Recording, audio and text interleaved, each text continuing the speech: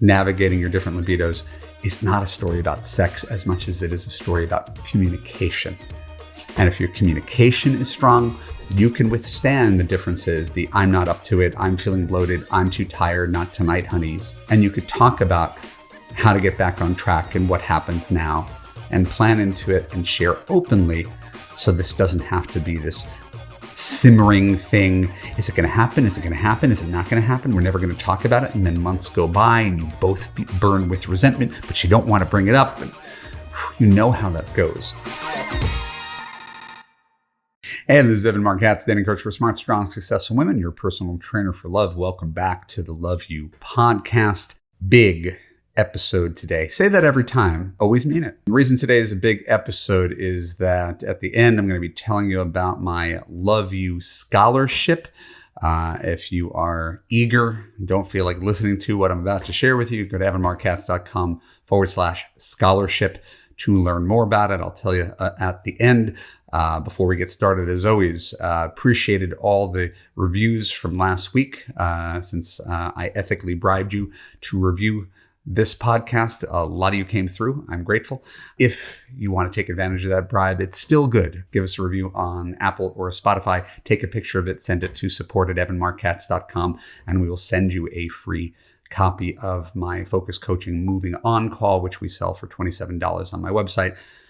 If you're struggling to let go of a previous guy, the fantasy of a previous guy, a guy that you're still seeing, but you know it's not going anywhere. If you need to move on, definitely take advantage of this opportunity. Just by giving me 2 kind sentences, I'll send you a free hour-long coaching call. It feels like a win-win. Today, I want to talk about sex.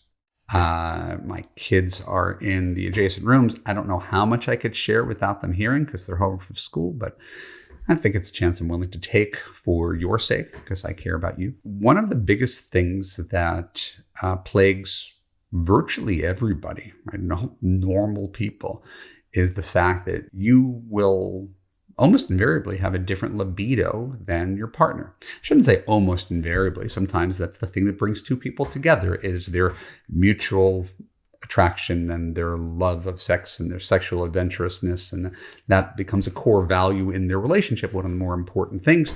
And indeed, I'm not minimizing sex. You know, they've studied marriage, and they say, you know, one of the top 5 predictors of whether you have a happy marriage is whether you have a decent sex life, whether you feel you have a decent sex life, regardless of what other people think. I don't think there's a right way to be, but I do think it's something that is worth discussing to learn how to navigate, because people are really weird around talking around sex. I got a friend, Julie Furman, has been a matchmaker for 30 years. And I remember her saying back when I met her 15, 20 years ago, it's odd that people are more likely to have sex rather than talk about it. Meaning we're more likely to hop into bed with a total stranger, right, after a few drinks because he's attractive and it feels good, than have a conversation about what this means. Are we headed towards a relationship? Have you been tested? Does this mean anything? Is this casual? We don't talk about it. We just do it, and we keep our fingers crossed that it was the right choice. So sex has always been a weird topic for people to talk about, and I understand why. It's a different kind of intimacy. It's not just physical intimacy, it's emotional intimacy when you are talking about it. But in this context, we're talking about a relationship. All right? We're not just talking about casual sex, which has its merits. With casual sex, you don't have to worry too much about your respective libidos, because you might just be a weekly booty call. You might just be a one-night stand. It doesn't have to mean anything. But when you're in a relationship, libidos matter. And as a man, a 51-year-old man, as a dating coach who listens to women, I've heard every variation of this under the sun. I've talked to women who were married at age 20, and 30 years later, their husband still wants to have sex every single night. It's astonishing to me, but apparently that's the way some guys roll. This guy wanted to have sex every single night for their entire 30-year marriage until they got divorced. But that's not the reason they got divorced. But that was very, very important to him. And I've talked to women who flip the whole thing around, say, I need to get it twice a day. Like, I'm 60 years old and I need a guy who could do that. I need a guy who could deliver like that. And I'm not here to judge anybody for what they feel they need. Just know when it comes to dating and relationships, it's already tricky. Right? The more things we layer on to dating and relationships, the harder it is to find. We're looking, right, and love you, we're looking for character, kindness, consistency, communication, commitment, right? To layer the exact same libido on top of that, that's a luxury. If you make it a necessity, well, your needs list becomes longer and longer and longer, right? It's not just how he treats you. It becomes height, weight, age, education, income, common interests, common politics, common religion, common, and again, it just becomes impossible. So normally what happens in relationships is, this is one of the things where two people may come together, not exactly be on the same page about it. Or it may evolve over time because people evolve over time. I'm going to be talking much more about change in Love You podcast episodes. And I'm going to be talking to Brad Stolberg, who wrote the book Masters of Change. And that's my new Bible. But this is one of the things that does change over time. I could share on a personal anecdote that the first year and a half my wife were seeing each other, it was every time we saw each other, that was what we did. Why? Because we lived separately. And so absence makes the heart grow fonder. And we're both in our 30s and didn't have the life that we have right now, which is waking up at 7 a.m. and driving the kids to school and going to sleep at a reasonable hour during the week, coupled with the workday, coupled with being in the same bathroom, brushing our teeth together and putting on the eye mask and the pillow fort that my wife builds. There's a whole bunch of reasons that intimacy changes over the years. And so I share that at the beginning of our relationship, we thought we were like a every time we see each other couple. After we moved in together, got married, had kids, we became a once a week couple. Now, you may hear that and be like, oh, poor Evan's wife. We're cool with it. We made peace with it. It's something we look forward to. It's not like on the calendar, literally, but figuratively, we know that once a week, whether it's Friday or Saturday, that's our day. If it ever happens on top of that, and it does, that's a surprise. Hey, big week, we did it twice. But for the most part, we're a once a week couple, and we're both okay with that. And what I discovered was that actually gave us a better sex life than a lot of our friends who've been married for a long time. So our friends would make fun of us. Oh, Evan and Bridget, you guys are a once a week couple. Well, what about you guys? And their story was invariably like, when we feel it. Like when we feel it, like when we're not too busy, when we're not too tired, we don't make sure it happens every week, where we make sure it happens every week. They're like, when it comes up, and sometimes it only comes up once every 6 weeks, right? Because of the demands of life. And so everyone makes fun of us for being a once a week couple. We have a better sex life than the people who are waiting for the mood to strike because we kind of schedule it. So this is old people sex. This may sound really, really dispiriting to you, but I think it's important. There was an old Woody Allen bit. I think it might have been in Annie Hall. They're going to their therapist and they're both complaining about their sex life. And she's like, he wants it all the time. It's like twice a week. And he's like, she never wants sex. All she wants to do is twice a week. And they're both looking at the same thing differently, right? For her, twice a week is too much. For him, twice a week isn't enough. And we can remove sex and gender from this. And it doesn't matter who it is. The whole point is we have to have enough overlap in our Venn diagram to have a successful relationship. And that's overall when we're navigating our respective libidos, which change with having children. Nurturing children lowers a man's testosterone. Being a good dad, right? Change your kid's diaper, lowers your testosterone, right?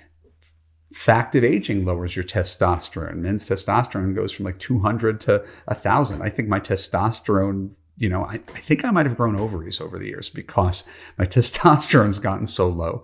And I know people do stuff about it. They take testosterone. They do aggressive sports to get that competitive thing up. And then women go through a change in life and their hormones are in flux. And they might be better served with both estrogen and testosterone. Remember, I talked to a lot of women of a certain age, over the age of 50, who are facing this. And so I know I'm throwing out a lot of things right now. It's because this is endlessly complex. The way to handle it is to communicate with your partner, not to sit silent about it and hope it changes. This is how people end up in sexless marriages. There was a show years ago called Tell Me You Love Me. It ran for one season on HBO. I was dating my wife when it was out. It was the most depressing show of all time. Right? It was endlessly depressing. And I remember very distinctly because I was dating my wife. I had not yet been married. And it showed a couple with little kids who hadn't had sex for a year. And both of us looked at each other like, we don't want to become those people. But that does happen. 15% of couples, last I recall, are sexless couples who've lapsed into it, accepted it. Right? Now, are some of them masturbating to porn all the time? Or are some of them cheating on each other?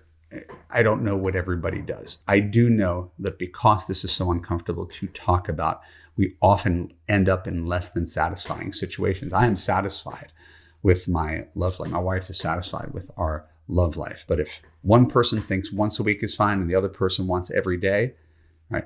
Either they're going to have to find a compromise point on that, right? Or they're going to have to talk differently about what is the person who wants it more going to do. Does this mean masturbation? Does this mean an open relationship? Right? Or does this mean our relationship is actually untenable because this thing is so important that I can't get my needs met within the relationship? That's the thing with sex. I never, as much as I talk about diminishing the over-reliance on chemistry, you can't have a successful marriage without having a successful sex life, right? It's part of it. This is one thing that you can get from your partner that you can't get anywhere else. And we need to acknowledge that as well. You can get intellectual stimulation from your Mensa group, and you could go golfing without your partner, and you could, go wine tasting and leave your sober partner at home. Like, there's plenty of workarounds. Sex is not one of those things. So it is so valuable to be able to talk openly with your partner about your respective needs without any shame, without any judgment, no finger pointing. What do you need? What do you need? And now we're just talking about frequency of libido. We haven't even talked about variety of sex and what happens within the sexual relationship. Not my area of expertise. I know some sex experts that I could refer you to, but we're really just talking about frequency of sex. So I'm going to tell you a story. Always have to close with a story from my own marriage. And this happened recently to the point that I felt compelled to share it with you right now. And it was after we had one of our patented parties, and I had to drive a guest back to their hotel. And this was going to be a sex night. We were drinking a little bit. I didn't want to have to drive someone back to the hotel. I wish they took an Uber, but hey, I'm going to be a good host. I'll drive you back to the hotel. So I figured in the half hour that it's going to take me to drive someone to the hotel and back, my wife will have gotten rid of the kids, gone upstairs, turned on the candles. This is what we were expecting. That's what I was expecting. That's where we left off when I was driving someone back to the hotel. Not what happened. Come back from my half-hour sojourn, and this is sex night in the Katz household. Come back from my little half-hour sojourn and go to the backyard. And all the guests are gone, as they should be. It's the end of the party. And my wife is sitting on the couch reading to our children in front of the fire pit. And I walk out there, and the kids are so cute, right? And they're in a blanket because it's getting a little cold, and they're snuggled up next to mom. And in other circumstances, this is great family tableau. And they're like, Dad, come join us. Mom's reading. And you see like the color drain out of my face. And I didn't yell, and I didn't scream, and I didn't berate, and I didn't call names. Boy, was I disappointed that sex night got swapped out for reading to kids night without my knowledge. In the half hour that I was gone, we pivoted.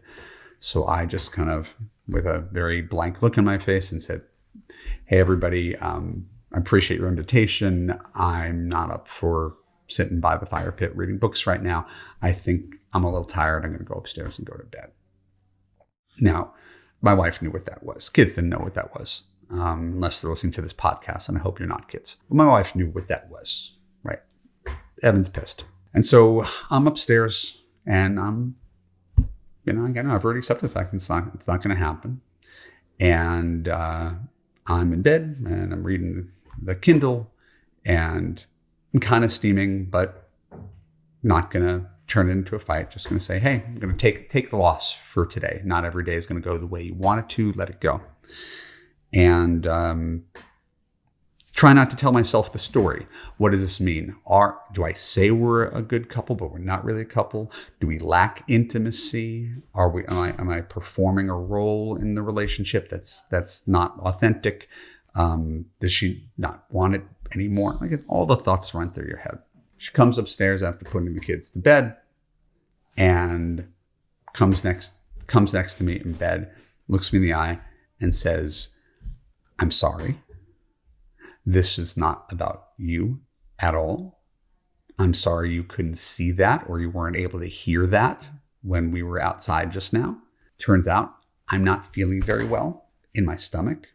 I realized that in cleaning up, that I wasn't up for the sex. And so I decided to hang out with the kids, but this had nothing to do with you, our love life, nothing. It was, I wasn't feeling well. I didn't tell you I wasn't feeling well, and you had to find out this way. So I'm sorry that that's the way it went down. And that was perfect. That was perfect.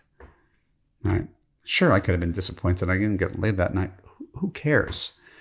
All right. It was that we had the kind of relationship that despite that, all right, despite my disappointment, despite my leaping to conclusions, despite my carrying on like a petulant child, she came up, told me what was going on, told me exactly what I needed to hear, which happened to be true. We repaired it instantly and haven't missed a beat since, which means we still have sex once a week. We haven't missed a beat since. So I shared that with you as, hey, I wasn't the hero in that story at all, right? This whole thing, when we talk about navigating your different libidos, is not a story about sex as much as it is a story about communication. And if your communication is strong, you can withstand the differences, the I'm not up to it, I'm feeling bloated, I'm too tired, not tonight, honeys, right? And you could talk about how to get back on track and what happens now and plan into it and share openly. So this doesn't have to be this simmering thing. Is it going to happen? Is it going to happen? Is it not going to happen? We're never going to talk about it. And then months go by and you both burn with resentment, but you don't want to bring it up. And you know how that goes. So I'm just so grateful to have a wife who, in the act of saying no, told me exactly what I needed to hear to feel better about it. So it didn't impact anything downstream, because the rest of our relationship is good and our libido is good and our sex is good. And no one here in our household is complaining. Whether you'd complain about it is a completely different story. So I hope that anecdote was somewhat valuable and you could focus on the communication aspect of sex as much as the sex aspect of sex. I want to share with you before we go, I'm doing something special. I do it every year. I've been doing it for at least half a decade. I've been offering a Love You Masters scholarship. Love You Masters coaching is one of my highest levels of coaching. It is very, very transformative and personal. In Love You Masters coaching, you get, I write your online dating profile. I pay for professional photos for you. All right. We get 3 one-on-one private coaching sessions. You get access to my Tuesday night Love You live call, 2 hours of coaching every week in a community of women. You get access to our private Facebook group. You get access to our Wednesday night small group coaching calls, where we get a whole bunch of personal attention because it's a really small group and everybody gets an opportunity to shine and go deep. And so what I'm offering you is potentially, 50 hours of coaching, right? 60 hours of coaching over the next 6 months in Love You Masters coaching. This is something that I normally charge $24,000 for. I'm giving it to you for free. You got it for free. But there's only one winner, and you have to fill out an application, and you have to make me a short video, 2 minutes, explaining why I should choose you for this scholarship.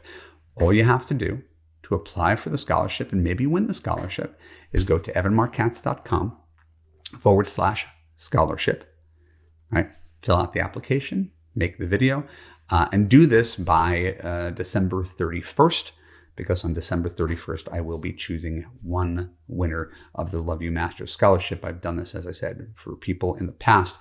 I always really enjoy it because this is a luxury good, because most smart, successful women are not always doing something about their love life.